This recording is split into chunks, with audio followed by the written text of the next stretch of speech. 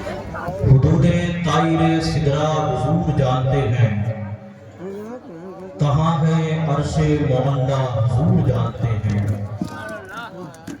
حدود طائر سدرا حضور جانتے ہیں، کہاں ہے عرش معلا حضور جانتے ہیں۔ آپ حضرات کہاں تشریف لے جا رہے ہیں؟ جو بھی آئیں گے وہ تمام حضرات ممبر رسول پر ہی آئیں گے، آپ کو وہاں زحمت کی ضرورت نہیں ہے، آپ حضرات تشریف لے آئیں۔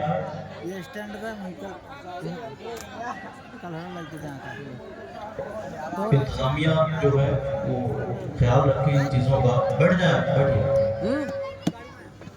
حدود طائر سدرا حضور جانتے ہیں، کہاں ہے عرش معلا حضور جانتے ہیں۔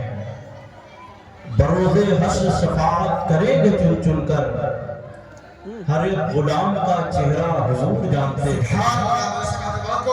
کون ہے گستاخ نبی، کون ہے عاشق ان کا، حسین آپ کے نانا حضور جانتے ہیں، حسین آپ کے نانا حضور جانتے ہیں۔ حضرات اکرامی، لکھنؤ کے قریب میں نے ایک شعر پڑھا تھا سرکار اعلیٰ حضرت کا۔ ایک شخص کھڑا ہو گیا، اس نے کہا حضرت اس زمین پر اور بھی شاعر پیدا ہوئے، میر پیدا ہوا، غالب پیدا ہوا۔ بھائی ساؤنڈ صحیح کرو، ڈبل آواز نہیں آنی چاہیے، چپ رہی آپ۔ ہیلو، ہاں ٹھیک ہے، چھوڑ دو۔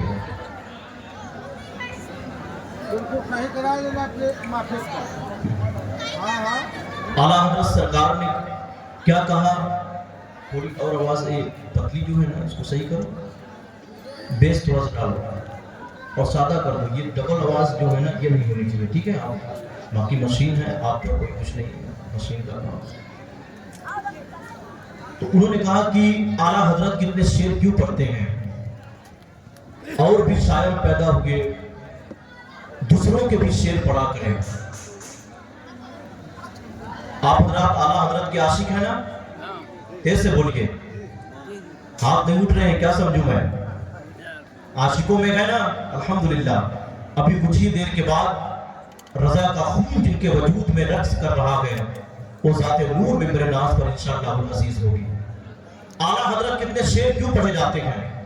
اور بھی شاعر پیدا ہوئے، ان کے شعر پڑھا کرو۔ میر پیدا ہوا، غالب پیدا ہوا، خسرو پیدا ہوئے، الگ الگ لوگوں کے بھی شعر پڑھا کرو۔ میں نے کہا میرے بھائی، ہر وہ شاعر جو حضور کی شان میں شاعری کرتا گئے، اس کے قدم کی جوتی ہمارے سر کا تاج، سبحان اللہ، اس کے قدم کے ذرات ہمارے سر کا گازا۔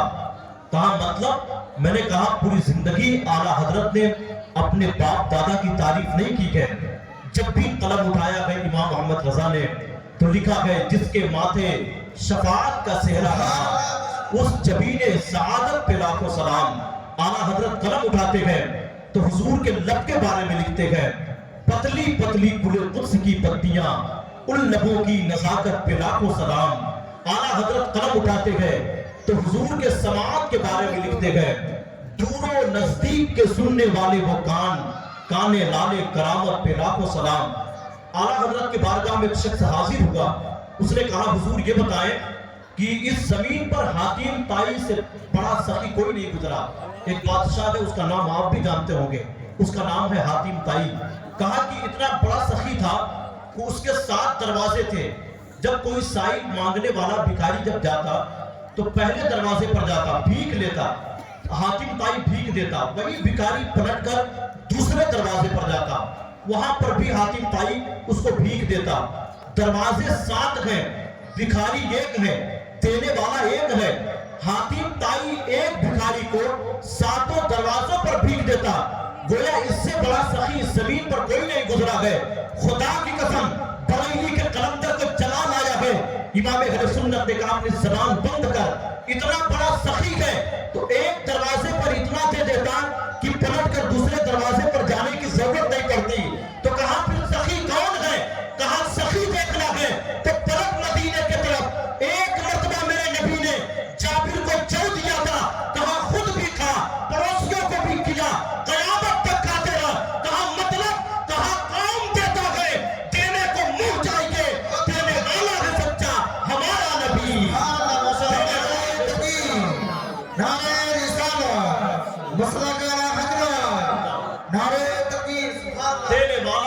بچہ ہمارا نبی.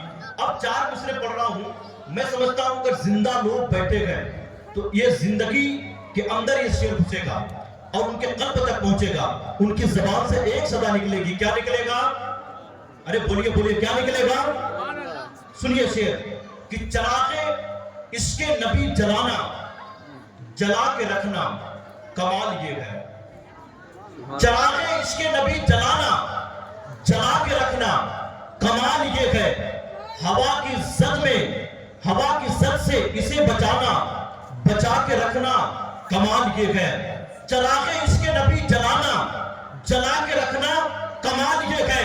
ہوا کی زد سے اسے بچانا, بچا کے رکھنا کمال یہ ہے. تمام رشتے تمام ناتے جو ٹوٹتے گئے تو ٹوٹ جائیں, مدینے والے سے اپنا رشتہ بنا کے رکھنا کمال یہ ہے. تمام رشتے تمام ناتے جو ٹوٹتے گئے تو ٹوٹ جائیں, مدینے والے سے اپنا رشتہ بنا کے رکھنا کمال یہ ہے. آئیے حضرات میں تیزی کے ساتھ گزارش کروں, انشاءاللہ العزیز ذہن کے حاشیے میں بہت سارے اشعار ہیں, بہت ساری باتیں ہیں, آگاہ بگاہ کے میں پیش کرتا رہوں گا. آپ حضرات اپنی بیداری کا ثبوت پیش کرتے رہیں. زمین پر بیٹھ کر آپ یہ محسوس کریں کہ ہم اپنے شہر یا گاؤں میں نہیں بیٹھے گئے, ہم گنبد خضرا کے قریب بیٹھ کر حضور کی باتیں سن رہے ہیں. انشاءاللہ تصورات میں یہ سوچیں گے, تصورات میں آپ کے تصورات کی دنیا میں جائیں گے. کچھ ہی دنوں کے بعد انشاءاللہ آپ بیداری کے حالات میں مدینہ منورہ کے قریب ہوں گے. میں گزارش کرتا ہوں قاری سعید صاحب کی بلا مائک پر تشریف لا رہے ہیں, اٹھائیے اپنے دونوں ہاتھوں کو بلند آواز سے میری آواز سے ملا کر انقلابی نعرہ لگائے. کوئی دیکھے یا نہ دیکھے, یقین جانے ہمیں مدینے والے آقا دیکھ رہے گئے جو ہماری جانوں سے زیادہ قریب گئے. وہ جو نہ تھے تو کچھ نہ تھا, وہ جو نہ ہو تو کچھ نہ ہو, جان ہے وہ جہان کی, جان ہے تو جہان ہے. نعرہ تکبیر. آپ کی آواز نہیں نکل رہی ہے, تھوڑی اور آواز آپ اپنی بلند کریں. نعرہ تکبیر. میں چاہتا ہوں ایک نوجوان مجمع سے کھڑا ہو کر اعلیٰ حضرت کا عاشق حسین پاک کا عاشق نعرہ بلند کرے. ہے کوئی ایسا؟ پہلا نام ہوگا جو ماشاءاللہ آواز جواب دیجیے. نعرہ تکبیر, نعرہ رسالت, یا رسول اللہ, مسلک اعلیٰ حضرت, مسلک اعلیٰ حضرت, زندہ باد. نعرہ تکبیر, اللہ نعرہ رسالت. یا رسول اللہ. اللہ تعالیٰ بھائی کو سلامت رکھے, گنبد خضرا کی زیارت عطا فرمائے. کچھ نہیں تو شہاب بھائی جیسے مدینہ منورہ گئے تھے, وہ سعادت اللہ ان کو عطا فرما دے. میں نعرہ لگاؤں, آپ حضرات لگائیں گے؟ نعرہ ہماری پہچان ہے. نعرہ تکبیر.